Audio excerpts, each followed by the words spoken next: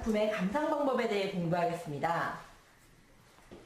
문학작품은 작가가 창작하고 독자가 감상하고 또 어떤 형태로든지 현실의 모습을 반영하고 있죠.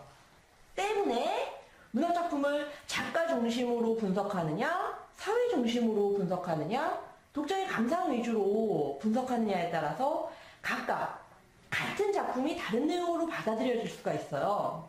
이와 같이 작품 자체가 아닌 작가나 사회나 독자 등과 같이 작품 밖에 있는 작품 자체가 아닌 작품을 둘러싸고 있는 바깥 환경을 기준으로 작품을 감상하는 방법을 바깥 외에 있을 제자를 써서 문학작품의 외제적 접근 방법이라고 합니다.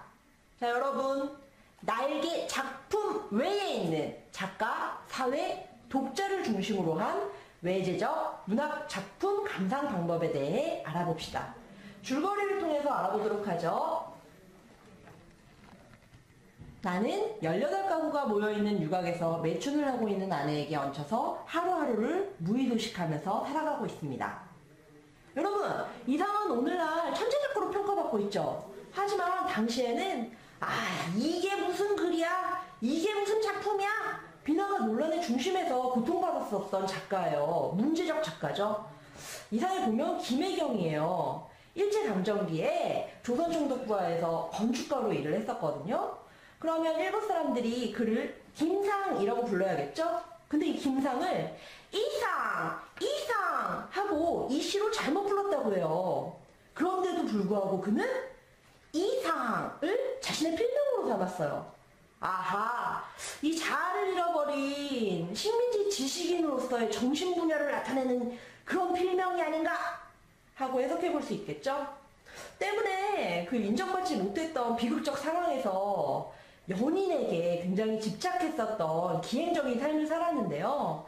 그 작가 이상의 연인은 기생이었어요. 그 굉장히 아름다운 미모를 가졌던 기생 금홍이를 사랑했다고 하거든요.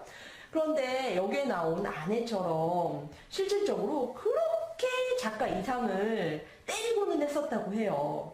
그 지식인과 매춘부가 사랑한다니 이거 좀 이상한데? 라고 생각할 수도 있겠지만 실제로 이런 일이 굉장히 비일비재하답니다. 그 희대의 섹시심벌 마릴린 몰로 같은 경우에도 미국을 대표하는 작가 아서 밀러랑 결혼했었거든요. 자, 다른 얘기는 그만하고 본문으로 돌아갑시다.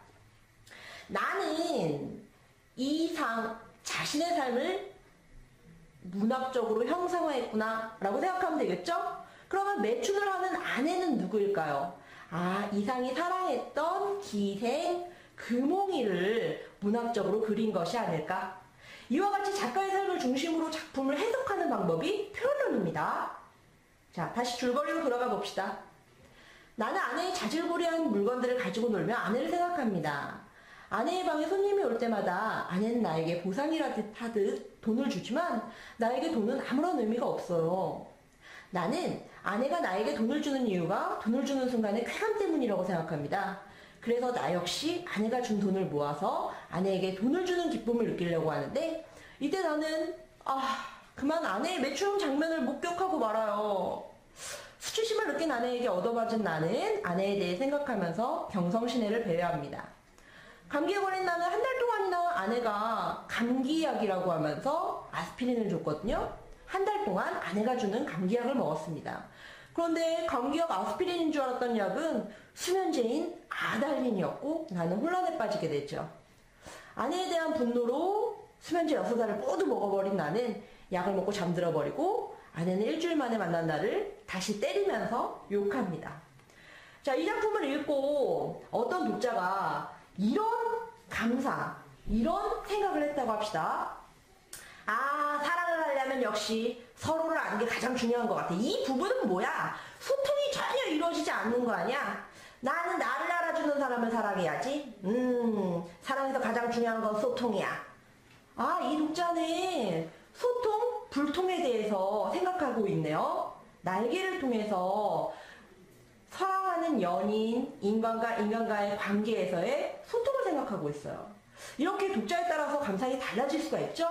그래서 작품을 작가랑 독자가 함께 만들어간다고 하는 것이에요. 이와 같은 문학 감상 방법은 수용론, 효용론이라고 합니다. 다시 한번 줄거리로 돌아가 볼까요? 다시 거리를 배회하던 나는 미츠코시 백화점 옥상으로 올라가 다시 한번 날아보고 싶다라는 강한 욕망을 느낍니다. 다시 한번 날아보고 싶다? 지금 날지 못하는 현실이네요. 왜일까요? 그렇죠. 당시 시대 상황이 일제강점기였기 때문이에요. 식민지 치하의 지식인, 일제강점기 사회에서 취재를 하면서 먹고 살기에는 나의 작가적 양심에 허락하지 않아. 근데 민족적 자긍심을 안 잊고 양심에 따라 살아가기에는 경제적으로 무능해서 아내가 매춘할 수밖에 없는 이런 비극적 현실. 자신의 모습을 깨닫고서 다시 날고 싶다. 이런 억압적인 세계는 싫어. 라고 부정적 현실로부터 해방과 자유를 갈구하는 것입니다. 이와 같이 일제강점기의 시대 상황, 사회적인, 문화적인 현실을 반영했다면 문학작품의 감상 방법 중 반영론에 속하는 것입니다. 여러분, 여태까지는 작가, 사회, 독자 중심으로 문학작품을 감상했죠? 문학작품 자체, 날개라는 텍스트만을 가지고 분석해 봅시다. 본문을 살펴볼까요? 박제가 되어버린 천재를 아시오. 나는 유쾌하오. 이럴 때 연애까지가 유쾌하오. 육신이 흐느적흐느적하도록 피로했을 때에만 정신이 은하처럼 맑소. 니코틴이 내 횃배 앓는 뱃속으로 스미면 머릿속에 을의 백지가 준비되는 법이오. 그 위에다 나는 위트와 패러독스를 바둑 포석처럼 늘어놓소. 가증한 상식의 벽이오. 와우, 어려운 단어 많이 나오죠. 위트, 패러독스, 가증, 상식, 박제가 되어버린 천재. 이 박제가 되어버린 천재는 더 이상 유명할 수 없는 프롤로그죠. 프롤로그? 작품의 구성, 구조에 대해 얘기하고 있네요. 박제? 패러독스? 위트? 문학 언어에 집중하고 있군요. 이와 같은 지성적인 언어로 가득 찬 서술이 작가 혹은 사회 혹은 독자 모든 것을 차치하고라도 작품의 언어 자체가 죽은 생명을 강요받는, 박제로서의 삶을 강요받는 천재의 우울함을 잘 나타내고 있죠? 굉장히 지성적이죠? 이렇게 문학작품 자체만을 가지고 문학작품을 감상하는 방법을 절대론적 감상 방법, 문학작품 자체만 살펴봤다고 하여 내재론적 접근 방법, 내재적 접근 방법이라고 말합니다. 오늘 배운 문학작품의 감상 방법은 이태한 번씩은 수능에 꼭 출제되는 굉장히 중요한 이론이에요. 그러니까 꼭 나름대로 정리하는 시간을 가져봅시다. 이 아랫부분에 날개의 의미도 살펴볼까요? 나는 불현듯이 겨드랑이가 가렵다. 그것은 내 인고의 날개가 돋았던 자국이다. 오늘은 없는 이 날개. 머릿속에는 희망과 야심의 말소된 페이지가 딕셔너리 넘어가듯 번뜩였다. 나는 걷던 걸음을 멈추고 그리고 일어나 한번 이렇게 외쳐보고 싶었다. 날개야 다시 돋아라. 날자, 날자, 날자. 한 번만 더 날자꾸나. 한 번만 더 날아보자꾸나.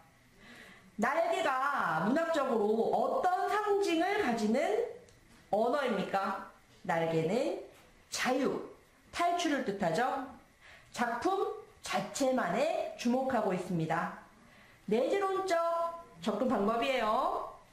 다음 시간에 이상의 날개를 읽어보고 다시 만납시다. 다음 시간에 만나요.